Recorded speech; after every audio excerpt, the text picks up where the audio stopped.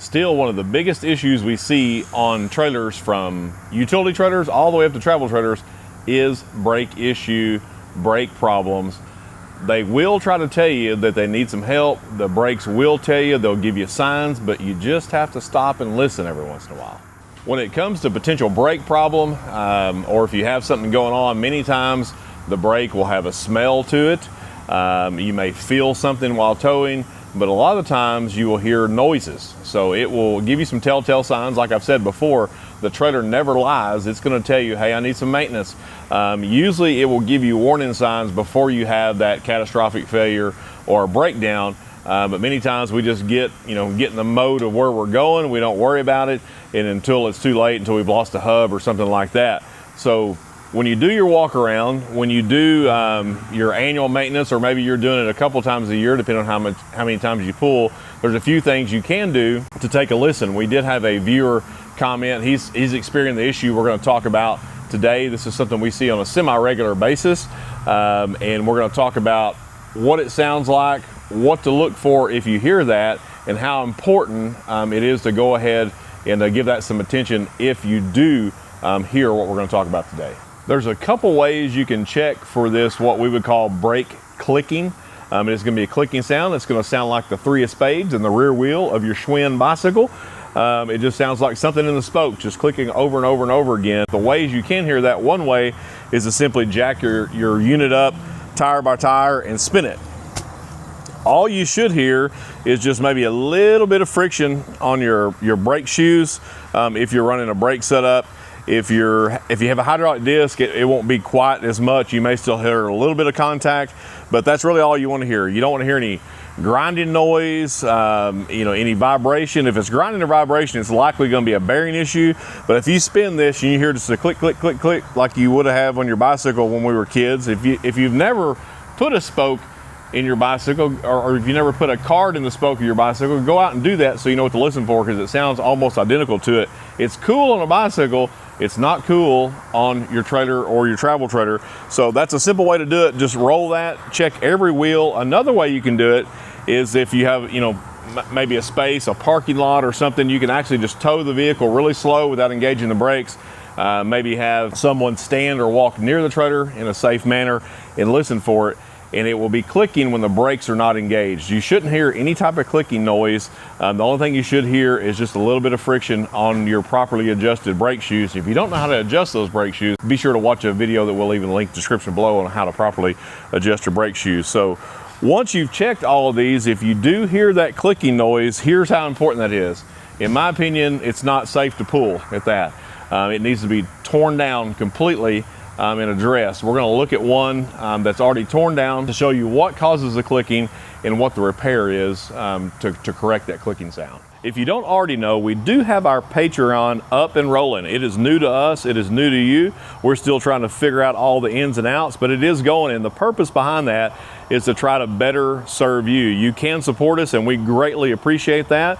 If you don't need anything and just like to support the channel so we can keep providing good content that may be helpful to you and others, we greatly appreciate that. Can't say that enough. But if you have questions that are important, maybe it's a nagging question, maybe it's a burning question you need answered, we're utilizing this platform to better answer those in a timely manner. We're just to the point now we get so many questions on our regular comments, we get so many bots on there, we can't weed through it all, and we're opening the Patreon account in order for you to be a paid member. We're going to try to do a weekly Q&A on that to get those question answers. That will be fluid as we go along. We may need to change that. Some of that may be based upon your feedback. But I think it'll be a good thing for you and I, maybe to get to better know each other and to get a response back in a more timely manner. You can search for that on patreon.com. You can look up the TrailerSmith, and we'll also leave a link somewhere in this video or in the description to help you get there. So again, thanks for your comments, thanks for your supports, and hopefully we'll see you on Patreon. So here we have a 12x2 brake assembly. That's going to cover most brake applications from a 5200 all the way up to a 7K and some 8K hybrid stuff. So we'll go over the different components of it. So this plate, and this will help you if you need to order a part. This here is the backing plate. So this is the stamped or cast piece of metal, depending on what size brake assembly you're running, that all of your components attached to, then this bolts to your brake flange on your axle. So this is the backing plate. Here we have the brake shoes. It's important to call it a brake shoe and not a brake pad. A brake pad is going to be on a disc setup, but these are brake shoes. You have all your hardware that hold down the brake shoes and keep tension with the springs. This is the magnet arm that holds the magnet. On the magnet you have a clip that holds it for assembly purposes, and then in behind that you have a spring. I don't know if we can pick that up in the camera, but that spring keeps the magnet pushed out against the surface of the drum where the magnet rides. Then you have your brake adjuster. Most people do not utilize this brake adjuster. Never heard of the brake adjuster. If it were to go missing, they would never notice it because most people do not adjust their brakes. This is the adjuster spring. This is a manual adjust setup, so this has to be manually adjusted. It will not do it for you. If you were to have a self-adjusting or a Dexter never adjust style brake, you're going to have a few more components. You're going to have a cable, you're going to have a roller for the cable, you're going to have a self-adjusting adjuster that's going to have a lever on it that when, depending on your model, when either you back up or if it's a forward adjusting brake, it's going to adjust your shoes for you, and it's going to keep them out where they need to be in a perfect world if everything is working correctly. So you can imagine there's a lot of components within this brake assembly that go down in the drum. So assembled on the trailer, that's what it's going to look like. So everything is housed in that drum. So there is the potential for clicking, and one of the first places that starts, I'm going to see if I can get this clip off of here. And while we're talking about this clip, if you go to work on your brakes and this clip is missing, don't freak out. You can buy a new one. This is only to keep the magnet on here while it's being transported as a part, while you're installing it to get the brake drum on. Once this is fully assembled, this clip does not hold the magnet on. It just holds the magnet on while assembling. So if this were to come off, it's not the end of the world. You can buy these, put a new one on. You just need it on there so that way when you put the drum together, you don't actually knock that off and it's inside the drum. And it will cause you some headache. Where the clicking normally comes from is from wear on the magnet and wear on the magnet arm. I'm gonna pull the spring out of the way. These will get so worn and sloppy that this magnet will just do this. This has a little bit of slop in it, but it's not bad. I mean, that's acceptable there. The magnet is worn out just from lack of adjustment and for some over braking, so it is pretty sharp around the edges. That's something I would say, you know, if you go to handle one of these can be razor sharp just from wear. When this here gets super sloppy and this magnet is rolling around, this arm here will also wear at its pin location, and this arm will get super sloppy as well. And what happens, it will begin to contact in these holes where your studs go. So it's just, so if you hear that, you need to give it some attention. You don't need to wait another 10,000 miles. Now, if you're headed to a shop, you know, that's your decision on whether or not you can go ahead and make it there. But I'm going to tell you, do not put it off. If you hear that clicking noise, something is contacting inside these holes.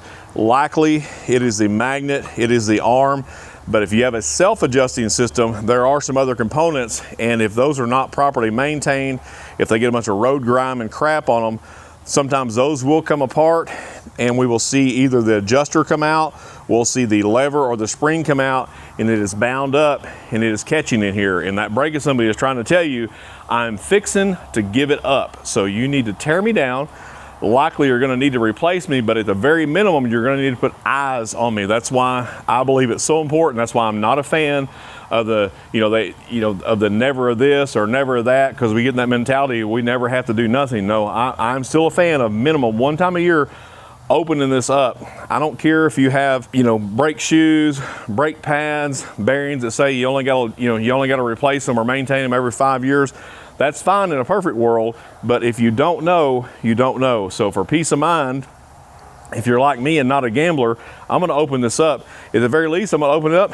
Everything's good. I'm going to put it back together. I have a better understanding of the working components in my assembly. I have the peace of mind that they're where they need to go, and I don't have to worry about it. You know, I just don't put it in the back of my mind and go on. But if you have that clicking noise, it is something in these holes here. The other thing that will cause that, people will go so long on their brakes, it will actually wear down inside this with a magnet, and you've seen some of those videos. If we can find some pictures of some of our old footage, I'll try to leave those in the link description below. And when I say I will try to leave those, our camera lady behind that does all the hard work will try to leave those in the description below. But it will get so worn in there that the magnet is actually worn all the way down to that, and that front of the arm is just hanging in here. Well, at some point it's going to catch, and if this catches, even without the brakes being applied, it will engage the brakes. And if you have no shoe left, or if you do have shoe left, it is going to overheat the brakes, because it's going to be just like holding your brake controller down, going down the road at 60 or 70 or 100 miles an hour, however fast you drive, and it's going to burn the brakes off. You're going to blow the grease out, and then you're going to have catastrophic failure, and you're going to be broke down, or you're going to tear something up. So it's like anything else. You need to look, you need to feel, and you need to listen.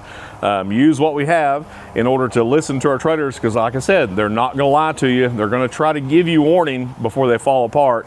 It's very rare do you have a catastrophic failure that didn't show some signs of something coming up, whether that be, whether that be a manufacturer's defect, or whether that be a lack of maintenance on your part. So just every once in a while, just stop and listen. I'm going to encourage you, can't say it enough, do at least an annual inspection. I don't care if you have easy lube, never this, never that, never going to do nothing. Just take a look at it. Have that peace of mind to make sure you get where you're going. Make sure you're packing those bearings. Make sure you're replacing components per manufacturer spec. Make sure you're adjusting those brakes. We'll leave links to those items in the description below to help you to make sure that you get on down the road and you don't have a catastrophic failure on your trip. Don't ruin your time. If you still haven't subscribed to our channel, be sure to subscribe so you can get all the updated videos we release.